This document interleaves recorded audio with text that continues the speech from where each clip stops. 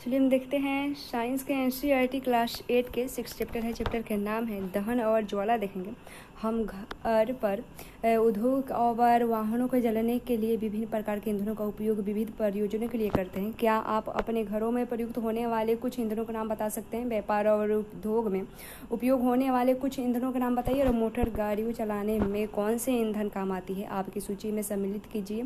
जैसे सूची में हो सकता है गोबर, लकड़ी, कोयला, काष्ठ कोयला, पेट्रोल, डीजल, अनुसंपीड़ित प्राकृतिक गैस आदि हैं। आप मोमबत्ती के जलने से परिचित हैं। मोमबत्ती के जलने और कोयले जैसे ईंधन के जलने में क्या अंतर है? शायद आपका अनुमान सही था। मोमबत्ती ज्वाला के साथ जलती है जबकि कोयला नहीं। इसका प्रकार आप अनेक ऐसे पदार्थ पाएंगे जो बिना ज्वाला के जलते हैं। और आइए जलने के रासायनिक प्रक्रम और इस प्रक्रम में उत्पन्न ज्वाला के प्रारूपों का अध्ययन करें। दहन क्या है?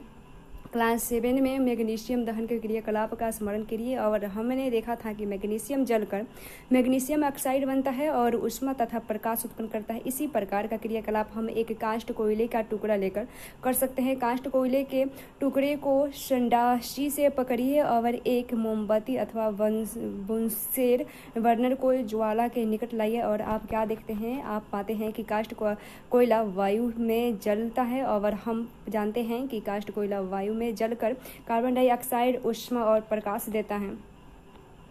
रासायनिक प्रक्रम जिसमें पदार्थ ऑक्सीजन से अभिक्रिया कर ऊष्मा देता है दहन कहलाता है। और जिस पदार्थ का दहन होता है वह दाह कहलाता है और इसे ईंधन भी कहते हैं। और ईंधन ठोस, द्रव या गैस हो सकता है। कभी कभी दहन के समय ज्वाला के रूप में अथवा एक लौ के रूप में प्रकाश भी उत्पन्न होता है। ऊपर दी गई अभिक्रियाओं में मैग्नीशियम और कोयला काष्ठ ईंधन पदार्थ यानी दाह पदार्थ है। और हम बूझो कहते हैं, हमने बताया था कि भोजन हमारे शरीर के लिए एक ईंधन है। पहली कहती है ठीक ही तो है, हमारे शरीर में भोजन ऑक्सीजन के अभिक्रिया काष्ठ गठन होता है और ऊष्मा उत्पन्न होती है। यह हमने क्लास 6 में पढ़ा था। क्रियाकलाप से देखें एस्टा, माचिस की तिलिया, मिट्टी के तेल, कागज, लोहे की कीले, पत्थर के टुकड़े, शीशा आदि कुछ पदार्थ इकट्ठा करिए और अपने शिक्षकों की देख रेख में इन पदार्थों को एक एक कर जलाइए। और यदि पदार्थ जलता है तो इसे दाह दिखाइए और अन्यथा यानी ईंधन दिखाइए, अन्यथा यह अदाह यानी ईंधन दिखाइए। और सारणी में लिखिए और आइए इन परिस्थितियों का पता लगाएं कि इसमें दहन होता क्या है। तो फिर एक क्रियाकलाप से देखिए, एक जलती मोमबत्ती को मेज के ऊपर रखिए और कांच की चिमनी को मोमबत्ती को ऊपर लकड़ी के 2 गुटकों की सहायता से इस प्रकार रखिए कि वायु का चिमनी में प्रवेश होता है। और देखिए ज्वाला को क्या होता है, जब लकड़ी के गुटके हटाकर चिमनी को मेज पर टिका दिया जाता है तो पुनः ज्वाला को देखिए और अंत में एक कांच को प्लेट चिमनी के ऊपर रख दीजिए और ज्वाला को पुनः देखिए। तीनों स्थितियों में क्या होता है? क्या ज्वाला कंपन करती हुई बुझ जाती है, क्या यह कंपन करती है या धुआं देती है, क्या यह अप्रभावित जलती रहती है, और क्या आप दहन प्रक्रिया में वायु की भूमिका के बारे में कुछ निष्कर्ष निकाल सकते हैं? हम पाते हैं कि दहन के लिए वायु आवश्यक है। और पहली अवस्था हम देखें उसमें मोमबत्ती निर्बाध रूप से जलती है और जब वायु चिमनी में नीचे में प्रवेश कर सकती है। अवस्था बी था, उसमें जब चिमनी में नीचे की वायु नहीं प्रवेश करती है तो ज्वाला में कंपन होता है और धुआं उत्पन्न करती है। अवस्था सी में ज्वाला बुझ जाती है क्योंकि उससे वायु उपलब्ध नहीं हो पाता है। जो कहता है, हमने पढ़ा है कि सूर्य अपनी ऊष्मा और प्रकाश संश्लेषण उत्पन्न करता है। क्या यह भी एक प्रकार का दहन है? सूर्य में ऊष्मा और प्रकाश नाभिकीय अभिक्रियाओं द्वारा उत्पन्न होते हैं। आप इस प्रक्रम के बारे में हम और आगे पढ़ेंगे। क्रियाकलाप से देखें, एक लकड़ी या लकड़ी के कोयले का जलता हुआ टुकड़ा लोहे की प्लेट या तावे पर रखिए और इससे एक कांच के जरिए अथवा पारदर्शी प्लास्टिक जार के ढक्कन रखिए और देखिए क्या होता है। कुछ समय बाद लकड़ी के कोयले जलना बंद हो जाता है। और क्या आप सोच सकते हैं कि ये जलन बंद क्यों हो जाता है? जलना बंद क्यों हो जाता है? आपने सुना होगा कि जब किसी व्यक्ति के वस्त्र में आग लगता है तो आग बुझने के लिए व्यक्ति को कंबल से ढक देते हैं। और क्या आप बता सकते हैं कि ऐसा क्यों करते हैं? अब आपने कुछ अनुभव का स्मरण करिए और एक माचिस की तीली अपने आप जल उठती है।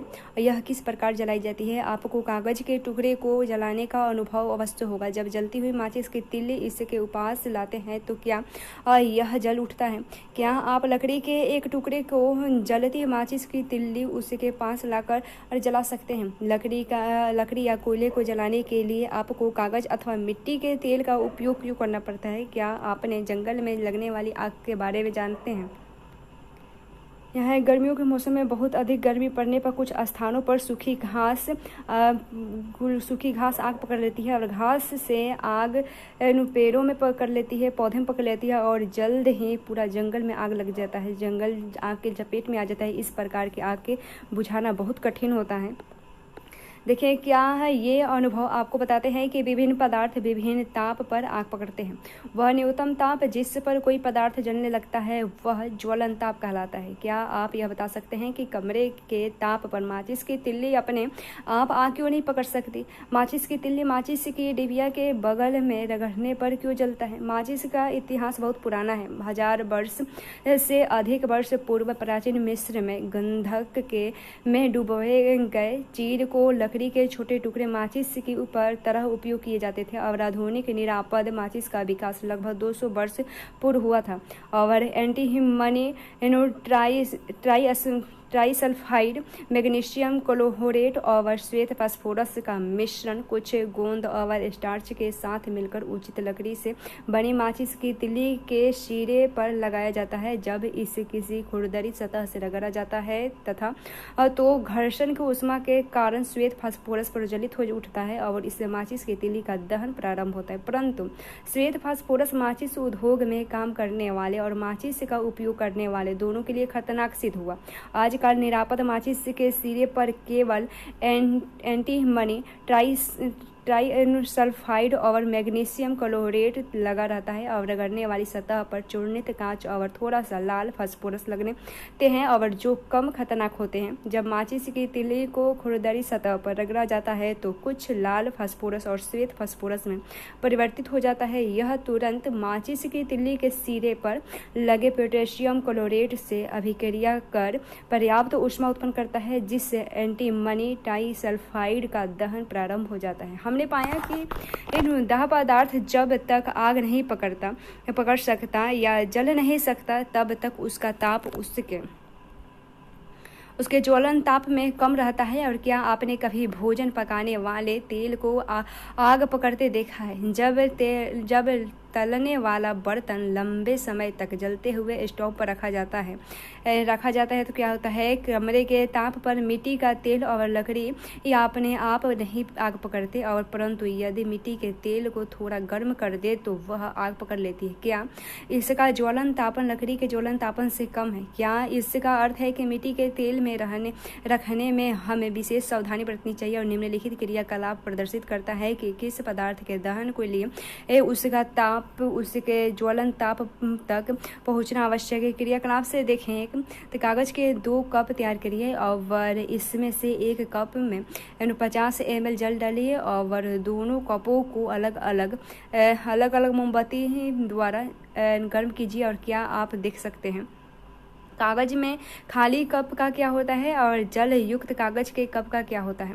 क्या इस कप का जल गर्म हो जाता है? और यदि हम कप को गर्म करना जारी रखें तो हम कागज के कप में भी जल को उबाल सकते हैं। और क्या आप इस परिघटना का कोई स्पष्टीकरण सोच सकते हैं? कागज के कप को दी जाने वाली ऊष्मा चालन द्वारा जल में चली जाती है। अतः जल की उपस्थिति में ताप कागज के ज्वलन ताप तक नहीं पहुंच पाता और इसलिए वह जलता नहीं। जिन पदार्थों का ज्वलन ताप बहुत कम होता है जो ज्वाला के साथ सरलतापूर्वक आग पकड़ लेते हैं वह ज्वलनशील पदार्थ कहलाते हैं। ज्वलनशील पदार्थों के उदाहरण है पेट्रोल, एल्कोहल, द्रवित पोटेशियम गैस आदि हैं। और क्या आप कुछ और ज्वलनशील पदार्थों की सूची बना सकते हैं? हम देखे हैं देखते हैं हम आग पर नियंत्रण कैसे पाएं। अपने घरों, दुकानों और कारखानों में आग लगने देखा और सुना होगा। यदि आपने इस प्रकार की कोई दुर्घटना देखी है तो आपका संक्षिप्त विवरण अपनी नोटबुक में लिखिए और यह अनुभव अपने कक्षा के साथियों के साथ बांटिए। अपने क्षेत्र के अग्नि सेवा के टेलीफोन नंबर का पता लगाइए। यदि आपके या आपके पड़ोसी के घर में आग लग जाए तो सबसे पहले अग्निशमन सेवा को सूचित कीजिए। पहली कड़ी यह जरूरी है कि हम इन सबको अग्निशमन सेवा के टेलीफोन नंबरों की जानकारी होनी चाहिए। क्या आपको शहर या नगर में फायर ब्रिगेड स्टेशन है? क्या फायर ब्रिगेड आती है तो क्या करती है? और वह आग पर जल डालती है। ज्वलनशील पदार्थों को ठंडा करता है जिससे उनका ताप उनके ज्वलन ताप में से कम हो जाता है और ऐसा करने से आग का फैलाव रुक जाता है। जल वाष्प ज्वलनशील पदार्थ को घेर लेते हैं और जिससे वायु की आपूर्ति बंद हो जाती है और आग बुझ जाती है। आपने पढ़ा है कि आग उत्पन्न करने के लिए 3 आवश्यकताएं होती है और क्या आप इन आवश्यकताओं की सूची बना सकते हैं? ये है ईंधन, वायु और ऊष्मा। ईंधन वायु यानी ऑक्सीजन वायु में होती है। ऊष्मा ईंधन का ताप उसके ज्वलन ताप से अधिक करने हेतु होता है और इसमें से एक या अधिक आवश्यकताओं को हटाकर आग को नियंत्रित किया जा सकता है। आग बुझाने वाले एक कार्य वायु का प्रवाह काटना या ईंधन का ताप कम करना या दोनों होते हैं। ध्यान दीजिए कि अधिकांश परिस्थितियों में ईंधन को हटाया नहीं जा सकता। उदाहरण के लिए यदि किसी भवन में आग लगती है तो संपूर्ण भवन ही ईंधन होता है।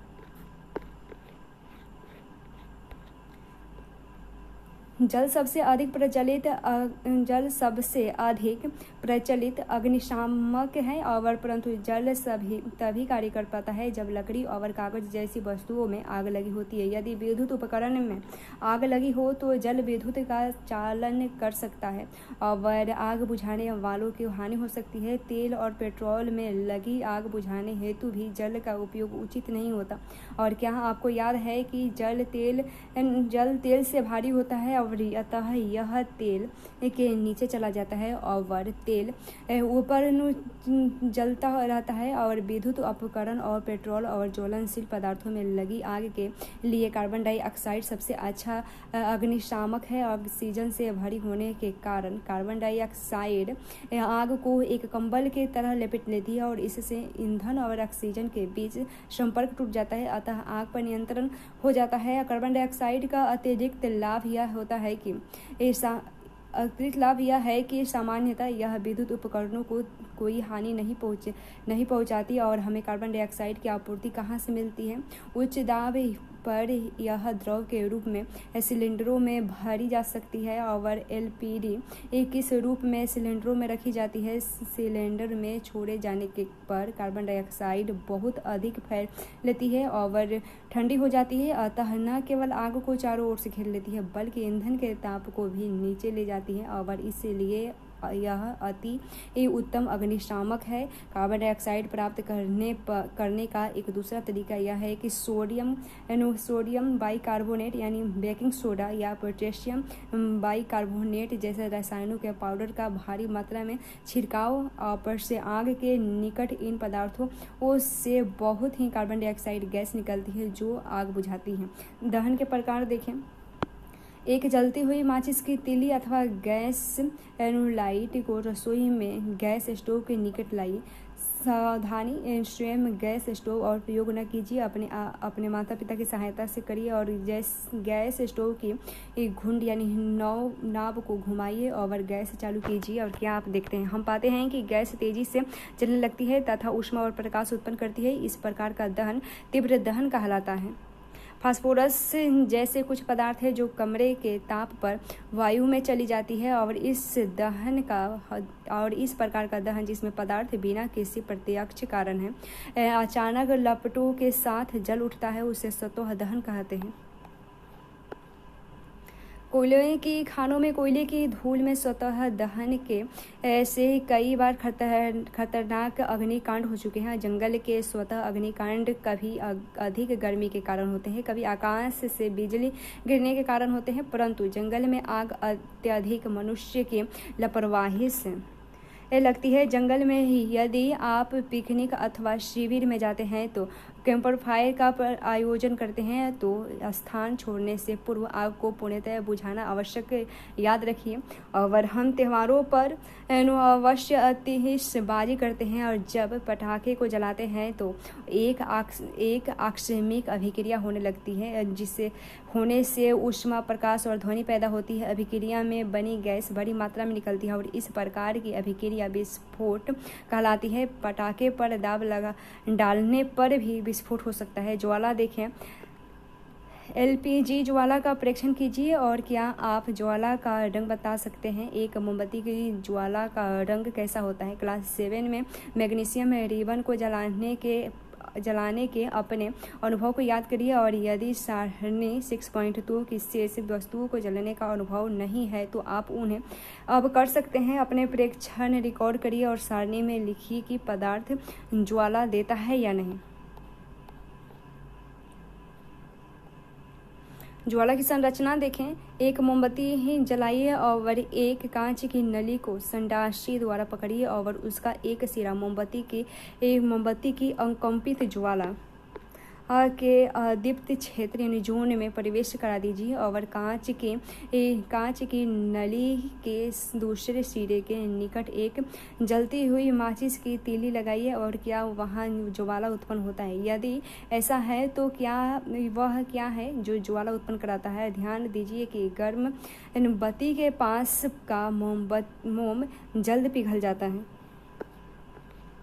दहन के समय जो पदार्थ वाष्पित होते हैं वह ज्वाला का निर्माण कराते हैं। उदाहरण के लिए मिट्टी का तेल और पिघली हुई मोमबत्ती के साथ साथ ऊपर उठते हैं और दहन के समय वाष्पित होकर ज्वाला का निर्माण करते हैं। इसके विपरीत लकड़ी का कोयला वाष्पित नहीं होता और कोई ज्वाला नहीं होता। क्रियाकलाप 6.5 में क्या कांच के नली से बाहर निकलने वाला मोम का वाष्प क्या ज्वाला उत्पन्न होने का कारण हो सकता है? जब मोमबत्ती की ज्वाला स्थिर हो जाता है तो ज्वाला के दीप्त क्षेत्र में एक स्वस्थ कांच की प्लेट यानी स्लाइड प्रवृत्ति करती है और उससे संडासी से लगभग 10 सेकेंड तक पकड़े रखिए और फिर उसे हटा दीजिए। आप क्या देखते हैं?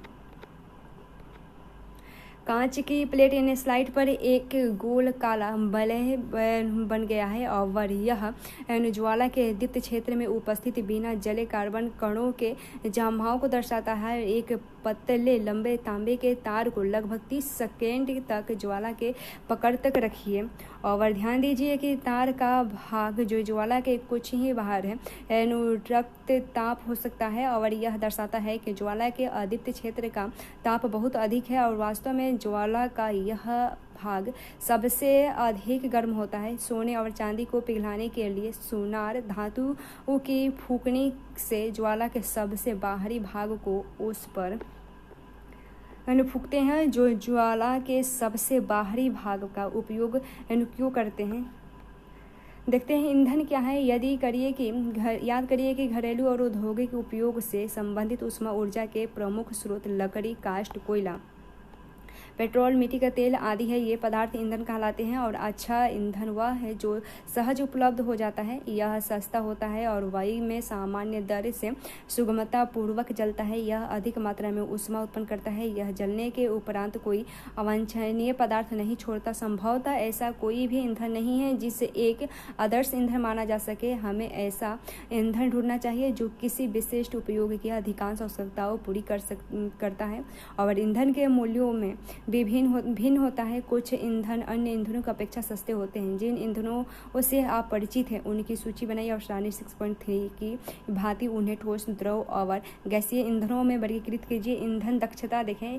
यदि आपसे कहा जाए कि गोबर के उबले कोयले और LPG को जलाकर पानी की एक निश्चित मात्रा को उबालिए तो आप कौन से ईंधन का चुनेंगे? इसका कारण बताइए और आप अपने माता पिता के मदद बात भी ले सकते हैं, क्या ये ईंधन बराबर मात्रा में ऊष्मा उत्पन्न करता है? किसी ईंधन के 1 किलोग्राम के पूर्ण दहन से प्राप्त ऊर्जा की मात्रा उसका ऊष्मीय मान कहलाती है और ईंधन के ऊष्मीय मान को किलो जूल प्रति किलोग्राम मात्रक द्वारा प्रदर्शित किया जाता है और कुछ ईंधनों के ऊष्मीय मान सारणी 6.4 में दिए गए हैं। विभिन्न ईंधनों के ऊष्मीय मान है। गोबर के उबले 6000 से 8000 है ऊष्मीय मान उसका। लकड़ी का 17000 से 22000 है। कोयला का 25000 से 33000, पेट्रोल के 45000, मिट्टी का तेल के 45000, डीजल के 45000, मीथेन के 50000 और CNG के 50000, LPG के 55000 और जैव गैस के 35000 से 40000, हाइड्रोजन के 1,00,000 हैं।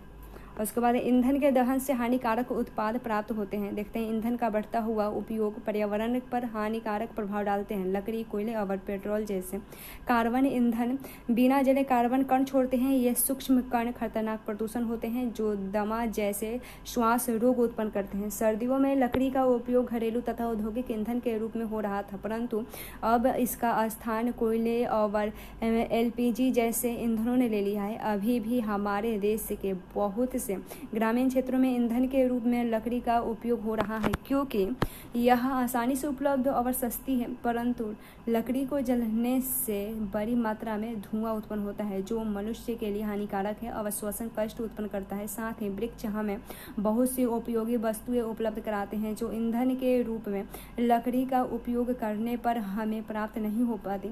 इसके अतिरिक्त वृक्षों की कटाई वनोन्मूलन का कारण बनती है जो पर्यावरण के लिए हानिप्रद है, जैसे इसके बारे में हमने 7th क्लास में पढ़ा था।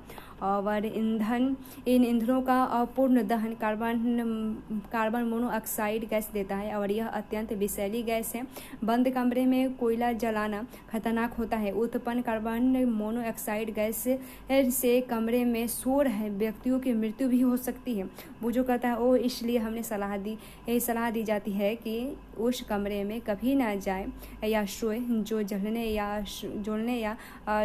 लगते कोयले की आग हो। और अधिकांश ईंधनों के दहन से पर्यावरण में कार्बन डाइऑक्साइड गैस निकलती है। वायु में कार्बन डाइऑक्साइड गैस की अधिक मात्रा संभवतः विश्व उष्णन यानी ग्लोबल वार्मिंग का कारण बनता है। पृथ्वी के वातावरण में तापमान में वृद्धि विश्व वसवन कराती है, ग्लोबल वार्मिंग कराती है और अन्य बातों के साथ साथ इसके हिमनद पिघलने लगते हैं और जिससे समुद्र में जल स्तर बढ़ जाता है और तटीय क्षेत्र बाढ़ग्रस्त हो जाता है। ऐसा भी संभव है कि निचले सतह वाले तटीय क्षेत्र स्थानीय रूप में जलमग्न हो जाए।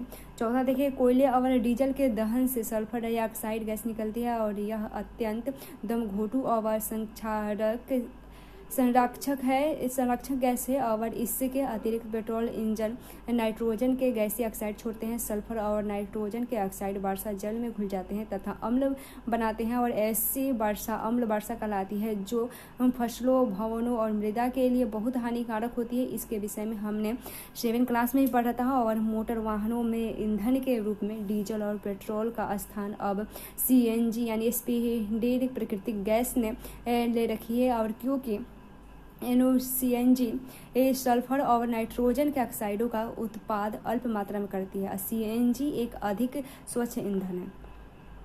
प्रमुख शब्द अम्ल वर्षा, ऊष्मीयमान, दहन, विस्फोट, वनोन्मूलन, ज्वाला, अग्निशामक और ईंधन दक्षता, विश्व ऊष्मन और आदर्श ईंधन, ज्वलन ताप, ज्वलनशील पदार्थ।